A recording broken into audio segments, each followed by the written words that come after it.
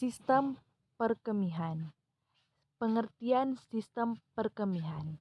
Sistem perkemihan merupakan suatu sistem di mana terjadinya proses penyaringan darah sehingga darah bebas dari zat-zat yang tidak dipergunakan oleh tubuh dan menyerap zat-zat yang masih dipergunakan oleh tubuh. Zat-zat yang tidak dipergunakan lagi oleh tubuh larut dalam air dan dikeluarkan berupa urin atau air kemih. Susunan sistem perkemihan. Sistem perkemihan terdiri dari 1. 2 ginjal atau ren yang menghasilkan urin, 2. ureter yang membawa urin dari ginjal ke vesika urinaria atau kandung kemih, 3. 1 vesika urinaria atau FU, tempat urin dikumpulkan, dan yang keempat, 1 uretra, urin dikeluarkan dari vesika urinaria. Ginjal atau ren. Ginjal terletak pada dinding posterior abdomen di belakang peritoneum pada kedua sisi vertebra trokalis ke-12 sampai vertebra lumbalis ketiga. Bentuk ginjal seperti biji kacang terletak pada dinding belakang rongga perut. Setinggi ruas-ruas tulang pinggang sebelah atas. Ginjal kanan sedikit lebih rendah dari ginjal kiri karena adanya lobus hepatis dexter yang besar. Fungsi ginjal.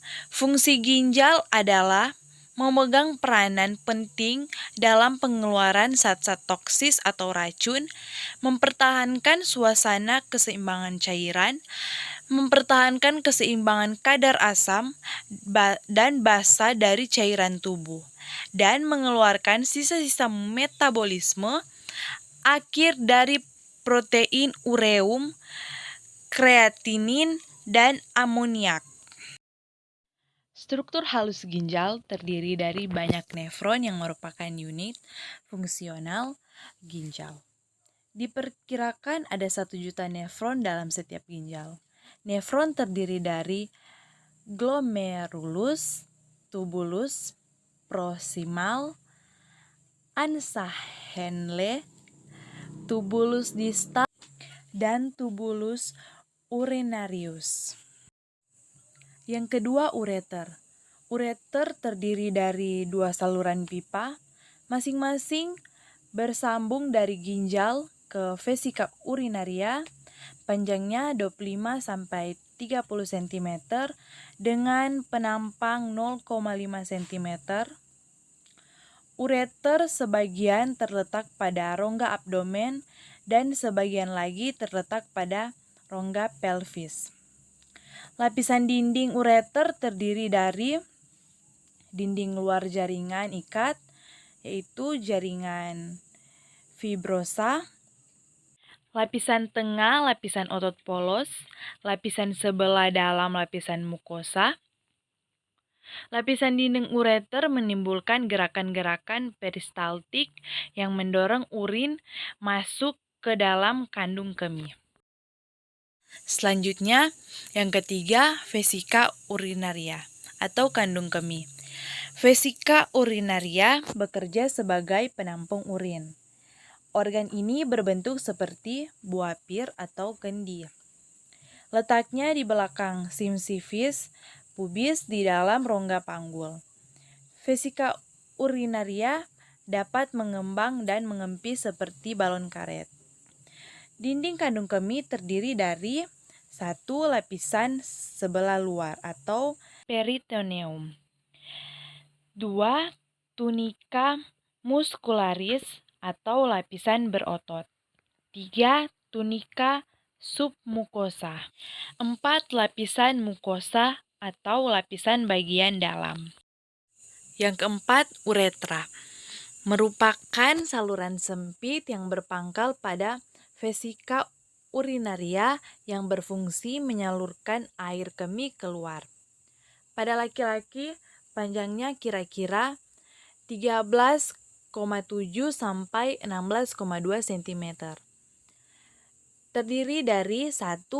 Uretra pars prostatica, 2. Uretra pars membranosa, terdapat sphincter uretra eksterna. Yang ketiga, uretra pars sponggiosa. Uretra pada wanita panjangnya kira-kira 3,7 sampai 6,2 cm. Disebut Taylor. 3,5 cm disebut Lewis. Sphincter uretra terletak di sebelah atas vagina antara klitoris dan vagina. Dan uretra di sini hanya sebagai saluran ekskresi. Selanjutnya, tahap dan proses pembentukan urin. 1. Proses filtrasi. Di glomerulus terjadi penyerapan darah. Yang tersaring adalah bagian cairan darah, kecuali protein cairan yang tersaring ditampung oleh simpai Bowman yang terdiri dari glukosa, air, sodium, klorida, sulfat, bikarbonat, dan lain-lain. Diteruskan ke tubulus ginjal. Cairan yang disaring disebut filtrate glomerulus. Yang kedua, proses reabsorpsi. Pada proses ini terjadi penyerapan kembali sebagian besar dari glukosa, sodium, klorida, fosfat, dan beberapa ion bikarbonat. Prosesnya terjadi secara pasif atau obligator reabsorpsi di tubulus proksimal. Sedangkan pada tubulus distal terjadi kembali penyerapan sodium dan ion bikarbonat bila diperlukan tubuh. Penyerapan terjadi secara aktif atau reabsorpsi fakultatif dan sisanya dialirkan pada papilla renalis. Yang ketiga, proses sekresi. Sisa dari penyerapan kembali yang terjadi di tubulus distal dialirkan ke papilla renalis, selanjutnya diteruskan keluar. Kita masuk pada komposisi air kemih. Komposisi air kemih terdiri dari 1. Air kemih terdiri dari kira-kira 95% air. Yang kedua, zat-zat sisa nitrogen dari hasil metabolisme protein, asam urea, amoniak, dan kreatinin. Yang ketiga, elektrolit, natrium, kalsium, NH3, bikarbonat, fosfat, dan sulfat. Yang keempat, pigmen atau bilirubin dan urobilin. Yang kelima, toksin, dan yang keenam, hormon. Mikturisi. Mikturisi adalah proses pengosongan kandung kemih setelah terisi dengan urin. Mikturisi melibatkan 2 tahap utama, yaitu 1. Kandung kemih terisi secara progresif hingga tegangan pada dindingnya meningkat melampaui nilai ambang batas. Hal ini terjadi bila telah tertimbun 170 sampai 230 ml urin. Keadaan ini akan mencetuskan tahap kedua. Yang kedua, adanya refleks saraf. Disebut refleks mikturisi yang akan mengosongkan kandung kemih. Pusat saraf miksi berada pada otak dan spinal cord atau tulang belakang. Sebagian besar pengosongan di luar kendali, tetapi pengontrolan dapat dipelajari atau dilatih. Sistem saraf simpatis, yaitu impuls menghambat vesika urinaria dan bergerak sphincter interna, sehingga otot detruksor relaks dan sphincter interna konstriksi. Sistem saraf parasimpatis, yaitu di mana impuls menyebabkan otot detruksor berkontriksi. Sebaliknya, sphincter relaksasi terjadi mikturisi atau normal, tidak nyeri. Selanjutnya, sifat fisis air kemih. Sifat fisis air kemih terdiri dari 1. Jumlah ekskresi dalam 24 jam, yaitu 1500 cc, tergantung dari pemasukan atau intake cairan dan faktor lainnya. 2. Warna. Bening kuning muda dan bila dibiarkan akan menjadi keruh. 3. Warna. Kuning tergantung dari kepekatan, diet obat-obatan, dan sebagainya. 4. Bau. Bau gas air kemih bila dibiarkan lama akan berbau amoniak. 5. Berat jenis 1000,15 sampai 1020. Reaksi asam. Bila lama-lama menjadi alkalis, tergantung juga daripada diet. Sayur menyebabkan reaksi alkalis dan protein memberi reaksi asam. Kita masuk pada karakteristik urin normal. Karakteristik urin normal. Yang pertama, warna. Variasi warna urin normal adalah kuning muda dan kuning gading. Yang kedua, kejernihan. Kejernihan. Urin dapat jernih atau transparan. Dapat berubah menjadi gelap karena adanya endapan fosfat, asam urat, serta pertumbuhan bakteri. Yang ketiga, bau. Bau urin mempunyai aroma khas, yaitu bau amonia. Yang keempat, pH, yaitu pH netral sama dengan 7, dapat bervariasi antara 4,8 sampai 7,5. Selanjutnya, komponen urin abnormal.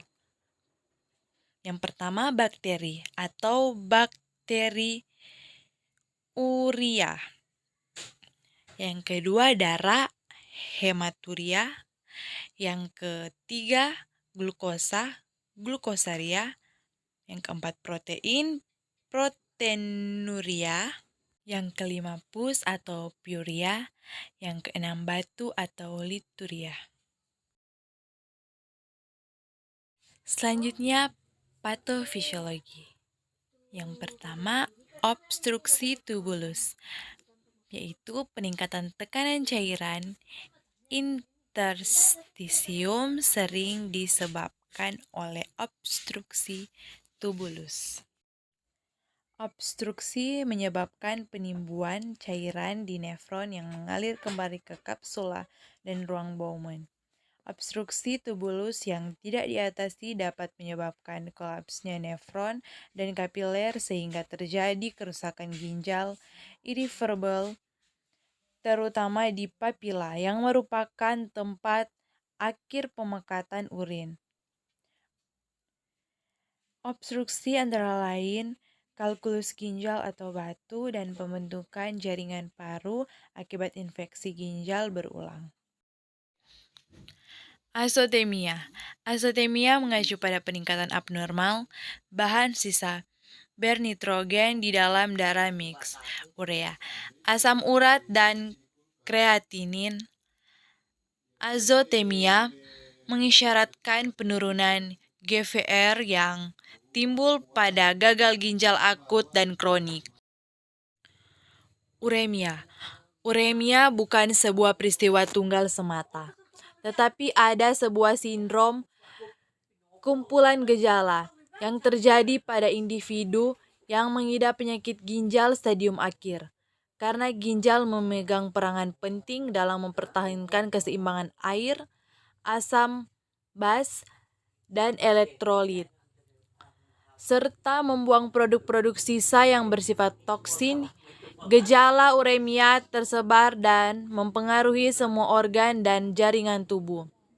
Gejala yang bisa terjadi beberapa keletihan, anoreksia, mual, muntah, dan letargi.